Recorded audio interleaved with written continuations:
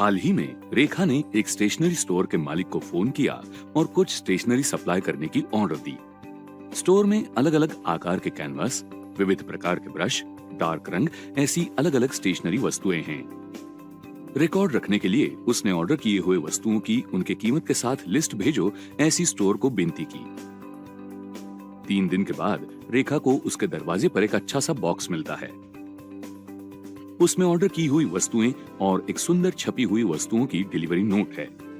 ये छपी delivery note बहुत स्वच्छ और अच्छी दिखती है, इसलिए रेखा को आनंद होता है। हर व्यवसाय को आपके ग्राहकों को ऐसी उनके अपेक्षा से ज्यादा आनंददायक सेवा प्रदान करने से फायदा होता है। गुड्स डिलीवरी नोट मतलब क्या, ये आपको मालूम है? आज हम उसके बारे में जान लेंगे।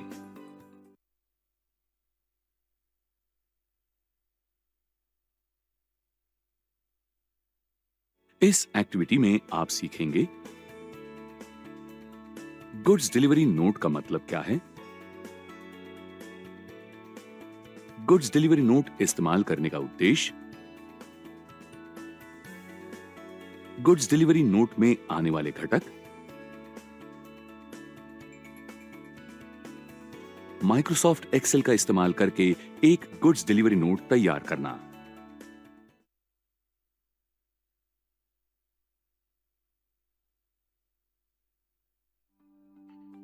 गुड्स डिलीवरी नोट क्या है? गुड्स डिलीवरी नोट ये एक छपा हुआ या डिजिटल डॉक्यूमेंट है जो चीजों के शिपमेंट के साथ आता है। इसमें उत्पादन की लिस्ट और डिलीवरी में शामिल चीजों का प्रमाण दिया होता है। डिलीवरी नोट को डिस्पैच नोट या गुड्स रिसीव्ड नोट भी कह सकते हैं। वो आमतौर पर छपी हुई होती हैं, फिर भी डिलीवरी नोट्स ईमेल द्वारा भी भेजी जा सकती है।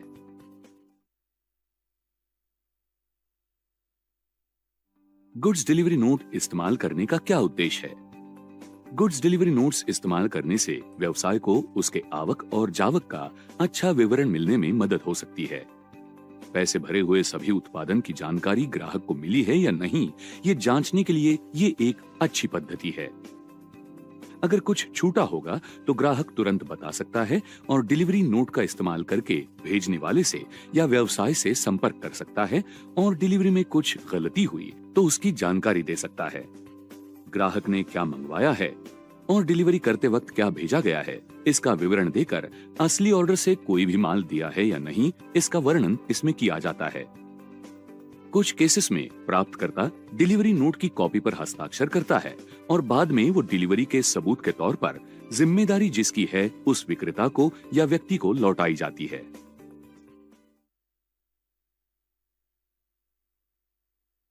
गुड्स डिलीवरी नोट के घटक क्या है? गुड्स डिलीवरी नोट तैयार करते वक्त और डिजाइन करते वक्त कोई भी कठोर नियम शामिल किए नहीं हैं। आपके ब्रांडिंग के सभी जरूरी मुद्दे और घटक शामिल किए गए हैं। इसका अगर आपको यकीन करना है तो आप आपकी कंपनी का या व्यवसाय का या ब्रांड का नाम और संपर्क विवरण शामिल करने के बारे में जरूर सोचें। आपके क्लाइंट या ग्राहक या रिसीवर का नाम, पता और संपर्क की जानकारी, ऑर्डर की तारीख, शिपमेंट, ऑर्डर नंबर और अपेक्षित डिलीवरी, डिलीवरी में शामिल चीजें या चीजों की लिस्ट और प्रमाण आदि जैसे डिटेल्स मांग लीजिए। अगर आपके पास सेवा या चीजें बेचने का व्यवसाय या दोनों हो तो आपको नियमित गुड्स डिलीवरी नोट्स की आवश्यकता होगी। सुसंगत डिलीवरी नोट्स तैयार करने के लिए एक स्टैंडर्ड टेम्पलेट तैयार करने का विचार कीजिए। गुड्स डिलीवरी नोट में कौन से अतिरिक्त डिटेल्स हो सकते हैं? डिलीवरी नोट में सामान्य रूप से उत्पादन की कीमत नहीं होती। उद्योग और भेजे हुए उत्पादन पर निर्भर कुछ कंपनियां कीमत को शामिल करना चुनती है। उत्पादन या सेवा की जरूरत के अलावा वो उनके यूनिक उत्पादन क्रमांक अनुसार भी सूचीबद्ध किया जा सकता है। डिलीवरी नोट में सपोर्ट या देय उद्देश्य के लिए जोड़ा स्मरण पत्र जैसे कंपनी की बैंकिंग की जानकारी हो सकती है। बहुत से नोट्स में छूट और भरी हुई रकम का चालान भी होता है।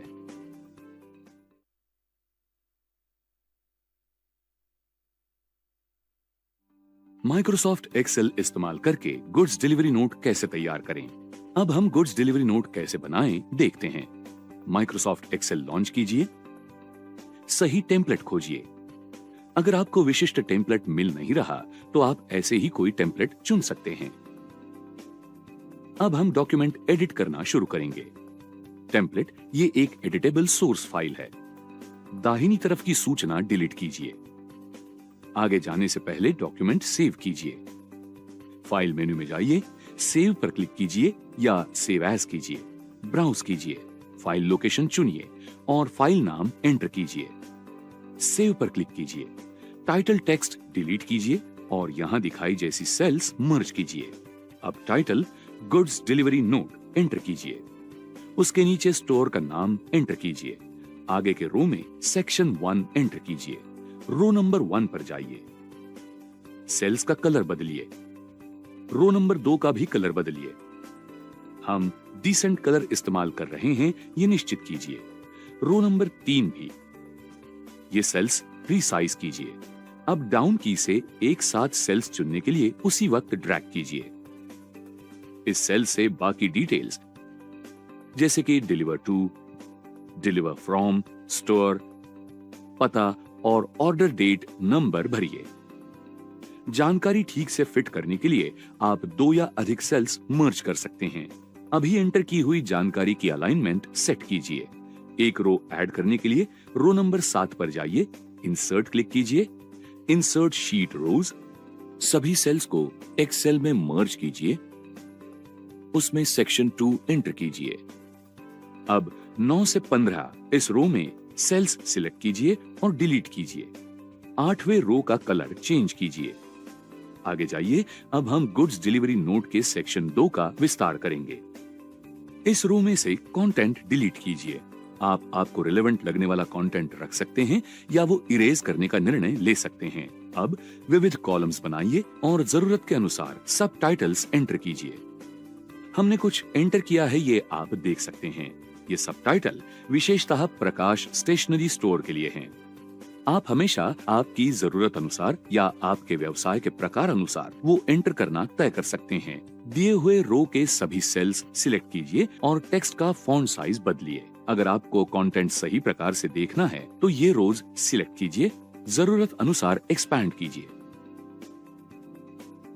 इस सेल सिलेक्ट कीजिए और रैप टेक्स्ट पर क्लिक कीजिए। बाकी सेल्स के लिए एक्सपैंड कीजिए, शिफ्ट प्रेस कीजिए और A9 से H9 तक सेल्स सिलेक्ट करने के लिए क्लिक कीजिए और ड्रैग कीजिए। उनको सेंटर अलाइन कीजिए। अब सेल A9 सिलेक्ट कीजिए। बॉर्डर्स पर जाइए और सही बॉर्डर स्टाइल सिलेक्ट कीजिए। A10 सेल में एक एंटर कीजिए। उसी प्रकार एडजेसेंट सेल्स में इंफॉर्मेशन भरिए। Box effect wrap text formation apply कीजिए। उसके अनुसार कॉलम्स या रोज एक्सपैंड कीजिए। कंटेंट सेंटर अलाइन कीजिए।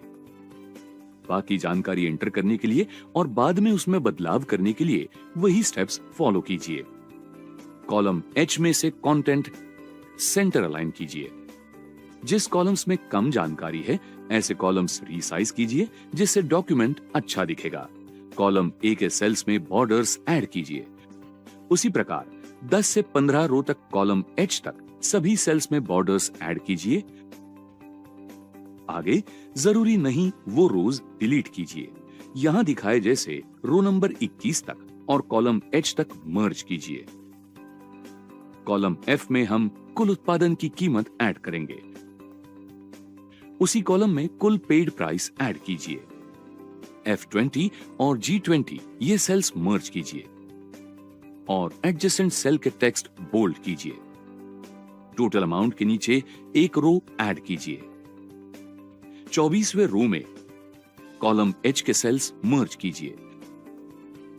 अब 10 नंबर रो में से कॉलम H तक सेल्स सिलेक्ट कीजिए। इस सेल्स के लिए कलर सेट कीजिए।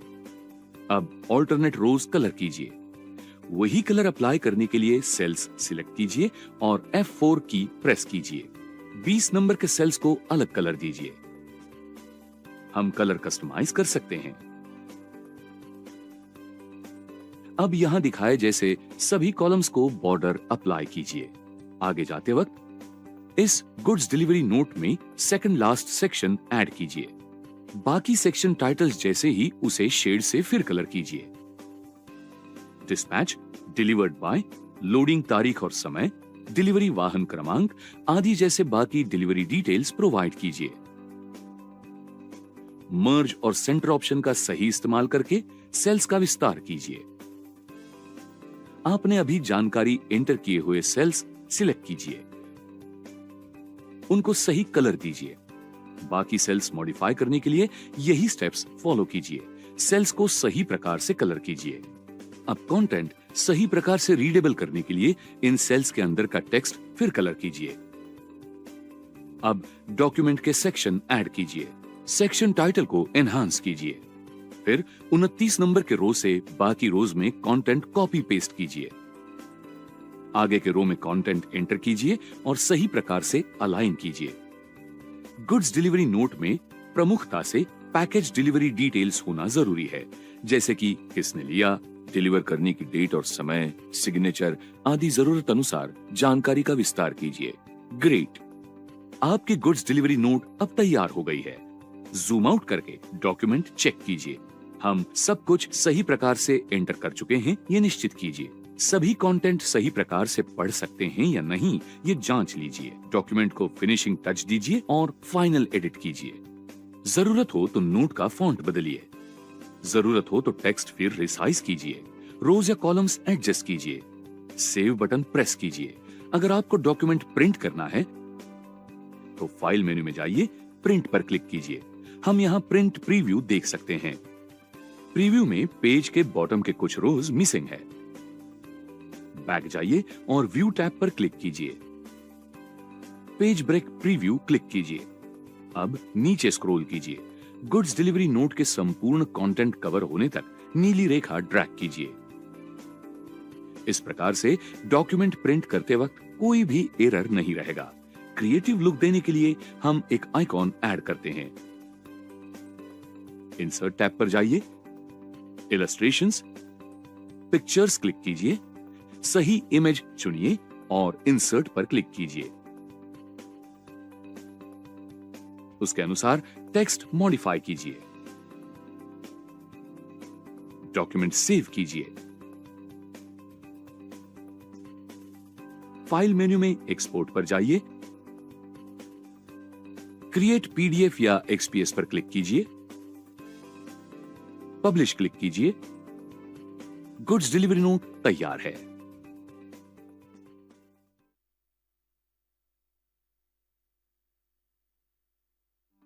आइए देखते हैं आपने क्या सीखा। गुड्स डिलीवरी नोट का मतलब क्या है? गुड्स डिलीवरी नोट इस्तेमाल करने का उद्देश्य क्या है? गुड्स डिलीवरी नोट के घटक, माइक्रोसॉफ्ट एक्सेल का इस्तेमाल करके गुड्स डिलीवरी नोट तैयार करना।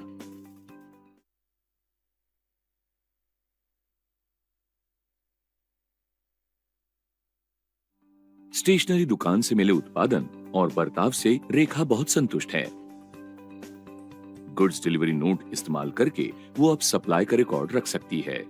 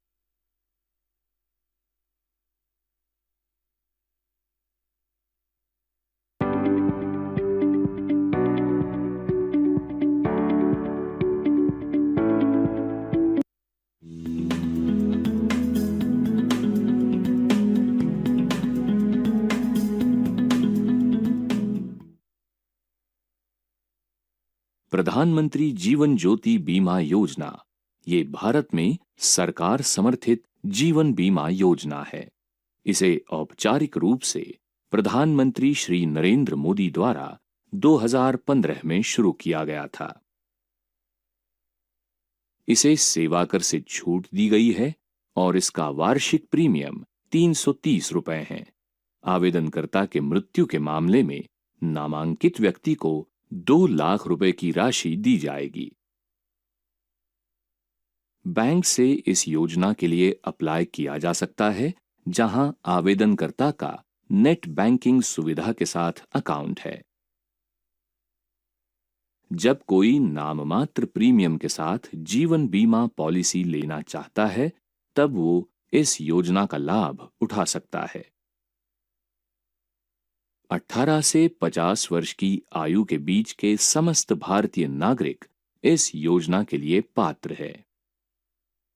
इस गतिविधि के अंत तक आप निम्नलिखित कार्यों में सक्षम हो जाएंगे। प्रधानमंत्री जीवन ज्योति बीमा योजना के लिए किस प्रकार से ऑनलाइन आवेदन करते हैं, इसका वर्णन करना। प्रधानमंत्री जीवन ज्योति बीमा योजना भारत सरकार द्वारा शुरू की गई एक बीमा योजना है। ये पॉलिसी धारक को उसके मृत्यु की स्थिति में रुपए 2 लाख का कवर प्रदान करती है। आपको केवल इस योजना का लाभ उठाने के लिए रुपए 330 का वार्षिक प्रीमियम भरना जरूरी है। प्रधानमंत्री जीवन ज्योति बीमा योजना के लिए आवेदन करने के लिए किसी भी बैंक की वेबसाइट को भेज दीजिए जिसमें आपका नेट बैंकिंग अकाउंट है। मान लीजिए अगर आपका आईसीआईसीआई बैंक में नेट अकाउंट है तो आपको बैंक की https://www.icicibank.com इस वेबसाइट को भेज देना जरूरी है। प्रोडक्ट्स पर क्लिक करते हुए आप शायद प्रक्रिया शुरू कर सकते हैं। पेज को नीचे स्क्रॉल कीजिए और इंश्योरेंस के भीतर आईसीआईसीआई बैंक द्वारा प्रस्तुत बीमा योजनाओं के बारे में जानने के लिए ऑल पर क्लिक कीजिए।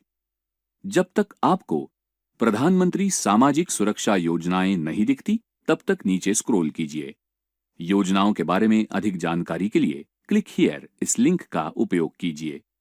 आप इस पृष्ठ पर विविध योजनाओं के बारे में विस्तृत जानकारी ढूंढ सकते हैं। इन समस्त विवरणों को पढ़िए और हाउ टू अप्लाई पर क्लिक कीजिए। इस पृष्ठ पर प्रधानमंत्री सामाजिक सुरक्षा योजना के लिए आवेदन करने के लिए सभी अनुदेश प्रस्तुत होते हैं। सावधानी से इन समस्त अनुदेशों का पालन कीजिए और लॉगिन बटन पर क्लिक कीजिए। पॉपअप सूची से व्यक्तिगत बैंकिंग के लिए विकल्प का चुनाव कीजिए। आपके बैंक अकाउंट में लॉगिन करने के लिए कंटिन्यू टू लॉगिन पर क्लिक कीजिए। आपके नेट बैंकिंग के क्रेडेंशियल्स एंटर कीजिए, जैसे कि आपका यूजर नेम और पासवर्ड, और बाद में लॉगिन पर क्लिक कीजिए। आपके अकाउंट में लॉगिन करने के बाद कस्टमर सर्विस पर क्लिक कीजिए। ड्रॉप डाउन की सूची से सर्विस रिक्वेस्ट्स पर क्लिक कीजिए। बैंक अकाउंट्स के विभाग के नाम के अंतर्गत सुरक्षा बीमा योजना देखने के लिए मोर पर क्लिक कीजिए। एनरोल फॉर प्रधानमंत्री जीवन ज्योति बीमा योजना इस लिंक पर क्लिक कीजिए। ऑनलाइन फॉर्म आपके सामने प्रदर्शित होता है। आवश्यक जानकारी को फिल कीजिए और सबमिट बटन पर क्लिक कीजिए। प्रधानमंत्री जीवन ज्योति बीमा योजना के लिए आपके नामांकन के पुष्टि का संदेश प्रदर्शित होता है। इस प्रकार से हर एक व्यक्ति अपने परिवार के लिए कुछ वित्तीय सुरक्षा को सुनिश्चित कर सकता है। इस योजना के बारे में जागरूकता निर्माण कीजिए और उन लोगों की मदद कीजिए जो इसके लिए नामांकन करने के बारे में अधिक जानकारी नहीं रखते।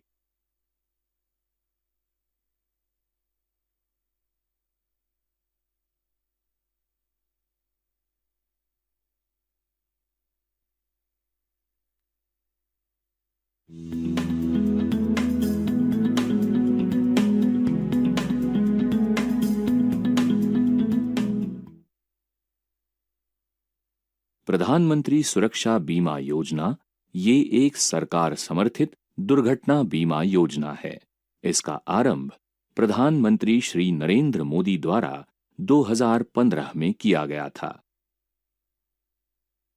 ये दुर्घटना बीमा नाममात्र प्रीमियम राशि 12 रुपए प्रति वर्ष पर उपलब्ध है और ये 1 से 2 लाख का कवर प्रदान करता है। ये मुश्किल समय में आवेदनकर्ता के परिवार के लिए सबसे अच्छी मदद हो सकती है। इस योजना के लिए उस बैंक से अप्लाई किया जा सकता है जहां आवेदनकर्ता का नेट बैंकिंग सुविधा के साथ अकाउंट है। ये योजना तब ली जा सकती है जब कोई दुर्घटना बीमा पॉलिसी चाहता है। 18 से 70 वर्ष की आयु के बीच के समस्त भारतीय नागरिक जिनका बैंक अकाउंट है, वे इस योजना के लिए पात्र है। इस गतिविधि के अंत तक आप निम्नलिखित कार्यों में सक्षम हो जाएंगे। प्रधानमंत्री सुरक्षा बीमा योजना के लिए ऑनलाइन आवेदन किस प्रकार से किया जाता है, इसका वर्णन करना। प्रधानमंत्री सुरक्षा बीमा योजना भारत सरकार द्वारा शुरू की गई दुर्घटना बीमा योजना है। ये पॉलिसी धारक को दुर्घटना में मृत्यु या आंखों या अंगों की स्थायी विकलांगता के मामलों में रुपए 1 से 2 लाख का कवर प्रदान करती है। इस योजना का लाभ उठाने के लिए आपको केवल रुपए 12 का वार्षिक प्रीमियम भरना जरूरी है। प्रधानमंत्री सुरक्षा बीमा योजना के लिए आवेदन करने के लिए किसी भी बैंक की वेबसाइट को भेज दीजिए जिसमें आपका ऑनलाइन बैंकिंग अकाउंट है। मान लीजिए अगर आपका आईसीआईसीआई बैंक में नेट अकाउंट है तो आपको बैंक की https://www.icicibank.com इस वेबसाइट को भेज देना जरूरी है। प्रोडक्ट्स पर क्लिक करते हुए आप शायद प्रक्रिया शुरू कर सकते हैं। पेज को नीचे स्क्रॉल कीजिए और इंश्योरेंस के भीतर आईसीआईसीआई बैंक द्वारा प्रस्तुत बीमा योजनाओं के बारे में जानने के लिए ऑल पर क्लिक कीजिए। जब तक आपको प्रधानमंत्री सामाजिक सुरक्षा योजनाएं नहीं दिखती, तब तक नीचे स्क्रॉल कीजिए। योजनाओं के बारे में अधिक जानकारी के लिए क्लिक हियर इस लिंक का उपयोग कीजिए। आप इस पृष्ठ पर विविध योजनाओं के बारे में विस्तृत जानकारी ढूंढ सकते हैं। इन समस्त विवरणों को पढ़िए और हाउ टू अप्लाई पर क्लिक कीजिए। इस पृष्ठ पर प्रधानमंत्री सामाजिक सुरक्षा योजना के लिए आवेदन करने के लिए सभी अनुदेश प्रस्तुत होते हैं। सावधानी से इन समस्त अनुदेशों का पालन कीजिए और लॉगिन बटन पर क्लिक कीजिए। पॉपअप सूची से व्यक्तिगत बैंकिंग के लिए विकल्प का चुनाव कीजिए। आपके बैंक अकाउंट में लॉगिन करने के लिए कंटिन्यू टू लॉगिन पर क्लिक कीजिए। आपके नेट बैंकिंग के क्रेडेंशियल्स एंटर कीजिए, जैसे कि आपका यूजर नेम और पासवर्ड, और बाद में लॉगिन पर क्लिक कीजिए। आपके अकाउंट में लॉगिन करने के बाद कस्टमर सर्विस पर क्लिक कीजिए। ड्रॉप डाउन की सूची से सर्विस रिक्वेस्ट्स पर क्लिक कीजिए। बैंक अकाउंट्स के विभाग के नाम के अंतर्गत सुरक्षा बीमा योजना देखने के लिए मोर पर क्लिक कीजिए। एनरोल फॉर प्रधानमंत्री सुरक्षा बीमा योजना इस लिंक पर क्लिक कीजिए। ऑनलाइन फॉर्म आपके सामने प्रदर्शित होता है। आवश्यक जानकारी को फिल कीजिए और सबमिट बटन पर क्लिक कीजिए। प्रधानमंत्री सुरक्षा बीमा योजना के लिए आपके नामांकन के पुष्टि का संदेश प्रदर्शित होता है। तो आप देख सकते हैं कि प्रधानमंत्री सुरक्षा बीमा योजना बड़ा आश्वासन है और हजारों आश्रित लोगों को सपोर्ट करता है। चूंकि आप इसके लिए ऑनलाइन अप्लाई कर सकते हैं, ये अधिक परिश्रम और समय नहीं लेता। वार्षिक प्रीमियम काफी कम है और वो आपके अकाउंट से अपने आप काट दिया जाता है, इसलिए आपको इसका विशेष रूप से भुगतान करने की चिंता करने की जरूरत नहीं है। इस योजना के बारे में उन लोगों के बीच जागरूकता का प्रसार कीजिए जिनके लिए ये योजना काफी लाभदायक हो सकती है। ये आपकी ओर से समाज की बड़ी सेवा करने जैसा है।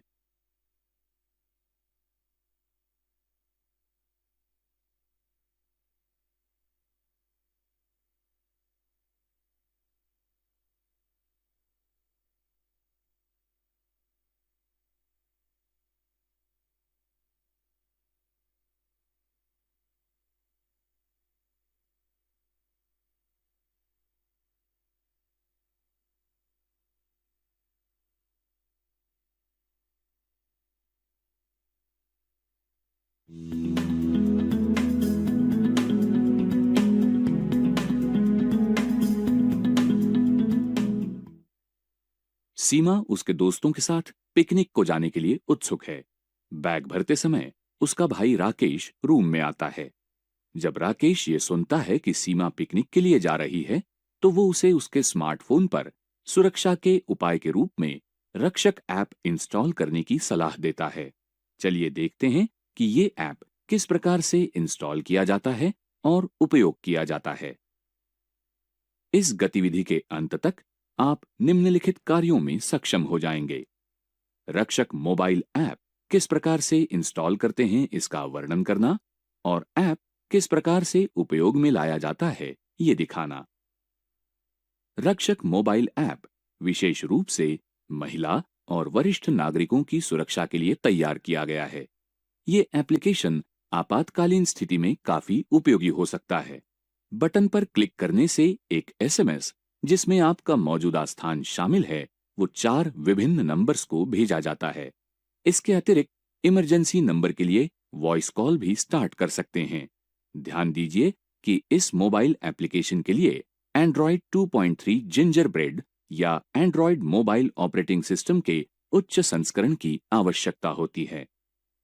अगर आप रक्षक मोबाइल ऐप को डाउनलोड और इसका उपयोग करना चाहते हैं तो आपके मोबाइल के वेब ब्राउजर पर https://apps.mgov.gov.in इस वेबसाइट को भेज दीजिए।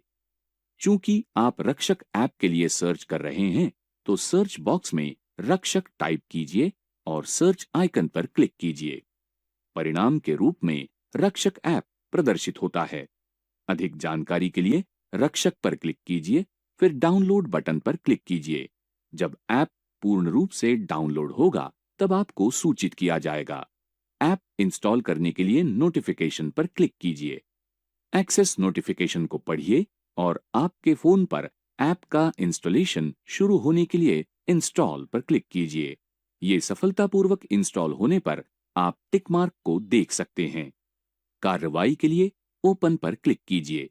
पेज पर प्रदर्शित जानकारी, नियम और शर्तों को पढ़िए, फिर ओके पर क्लिक कीजिए।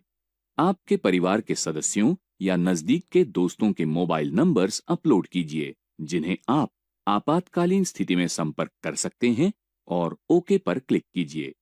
अगर वहां कोई आपातकालीन स्थिति आई तो आप इमरजेंसी कॉल या सेंड मैसेज बटन्स का उपयोग कर सकते हैं। आपके लोकेशन विवरणों को निर्देशित आपातकालीन नंबर्स के लिए संदेश के रूप में भेजा जाएगा। तो आपने देखा कि स्मार्टफोन ऐप्स जैसे रक्षक आपात स्थितियों में वरदान हो सकता है। इन ऐप्स के साथ मदद मिलना दूर नहीं है, परंतु आपको ध्यान में रखना होगा कि झूठे अलार्म कानूनी सजा दे सकते हैं। आपको जिम्मेदार तरीके से इसका उपयोग करना चाहिए।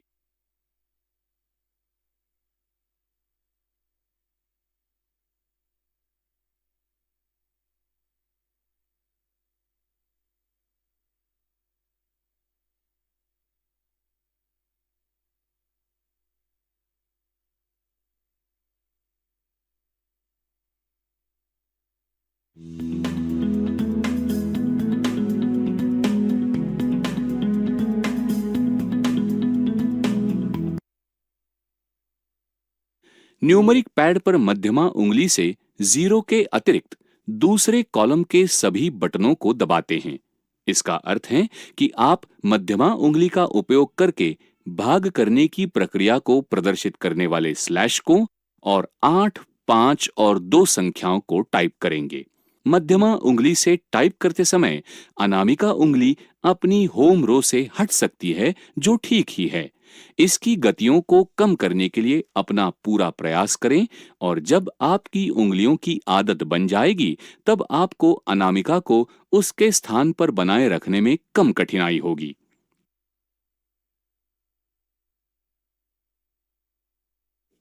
न्यूमरिक पैड का उपयोग करते समय अन्य किसी भी उंगली की अपेक्षा अनामिका उंगली के काम सबसे अधिक होते हैं।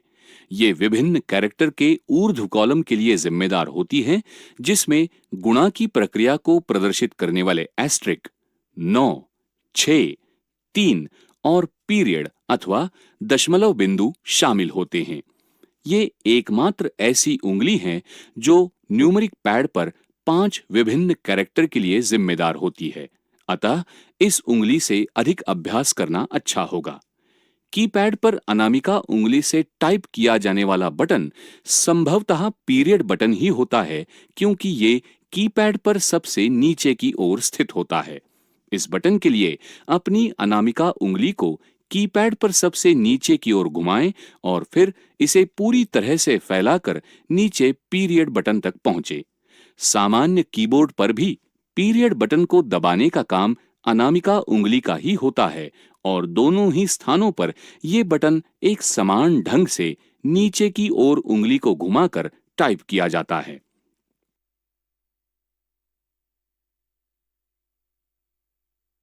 कीपैड पर सबसे दाहिने कॉलम के कैरेक्टर टाइप करने के लिए छोटी उंगली का उपयोग किया जाता है। अतः ये माइनस बटन, प्लस बटन और एंटर बटन के लिए जिम्मेदार होती है।